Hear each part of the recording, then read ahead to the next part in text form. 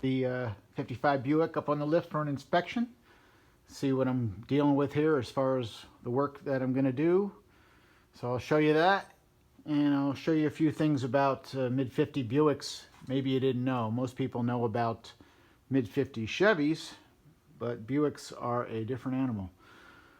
So first off, as far as inspection goes, everything under here is actually in real good shape. The frame is good, no rot anywhere, just surface rust.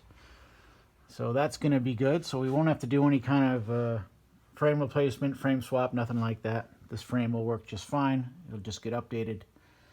As far as any surprises, really nothing. I mean, actually better than I had hoped. The rust is where we could see from the outside. It's going to need inner rocker panels, outer rocker panels, front sections of the quarter panels, but this stuff is really not a big deal. I mean, the inner rockers is just flat metal. Outer rockers are available cheap. Quarter panel pieces can be made. They are available, or you can make them. It's not a big deal. All the body mounts are good. There's only a couple braces where the very ends are rotted out. Otherwise, they're all solid and good. No issues, which is great. So really, as far as rust goes, it might look horrible to somebody on the West Coast, but as far as the East Coast goes, this is nothing. And there's, of course, some spots in the floor. I knew about that because of the windshield seal leaking. So that made that kind of rotted out for me to fix, but not a big deal. So as far as what's going to get done on this car, and maybe some differences people don't know about compared to like Chevys.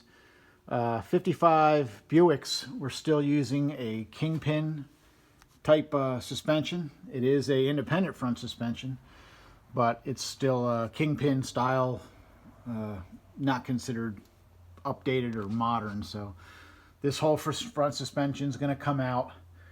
Going to cut all the cross member out and all that, and all these stock pieces. I actually have somebody who wants all this original stuff to keep as spares for their car, so they're going to get that. We still have the small baby nail head in here, so we'll get that out. The automatic transmission, we'll get that out. That's a Dynaflow transmission.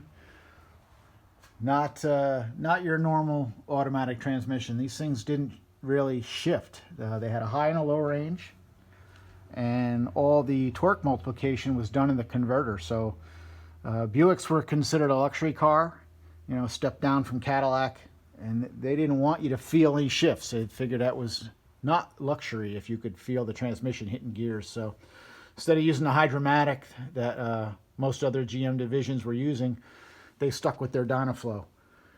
And one thing with the Dynaflow is it bolts to the other thing that is very different on Buicks of this time versus other GM divisions. This has a torque tube. Basically a hollow tube which is bolted hard to the rear axle, runs up to a torque ball to the back of the transmission, and inside the torque tube is the actual drive shaft, but it's enclosed. And this is torque tube is used to locate the rear axle. So there's no control arms, there's nothing there. It's just the torque tube to keep the axle front and back mounted, and you have a panhard bar for side to side, and that's it. That's all. Basically the locating the rear axle is very different than Chevy had the leaf springs and an open drive, so it was no big deal to update the drivetrain. I think that's one reason Buicks don't get built up as often, because you can't just put an engine and transmission in this car and go. It's not going to happen. You have to change the whole rear suspension as well to get rid of this torque tube. And 55 Buick still seem to be a little behind the other divisions. They were still using, these are knee action lever shocks in the back. They had regular modern tube style shocks up front, but they still had these lever actions in the back, and that was that way. 56 they went to the tube style front and rear, but they still had the torque tube. Torque tube was around for a while. So that's all going to go. So the front suspension is going to go, engine, transmission, this torque tube, rear axle, rear suspension. I'm going to keep the coils, but all the axle and all that stuff's going to go. Shocks will be updated. Other big obvious difference between a Buick and a Chevy is this huge X in the middle of the frame here. The Chevy had a perimeter frame. Buick's had this large X frame. It's a C channel with the X for even more rigidity. So it's a beast.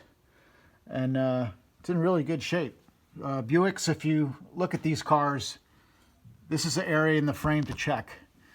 This is the back where the rear X comes into the rail. This area fills up with dirt, and this one is full of dirt, and will rot the frame right out. This one's not rotted because I don't think this was on the road. Said it was off in 71 or 2 there, so it didn't see a whole lot of road time, but that is a common place for these frames to rot out, and this one's good.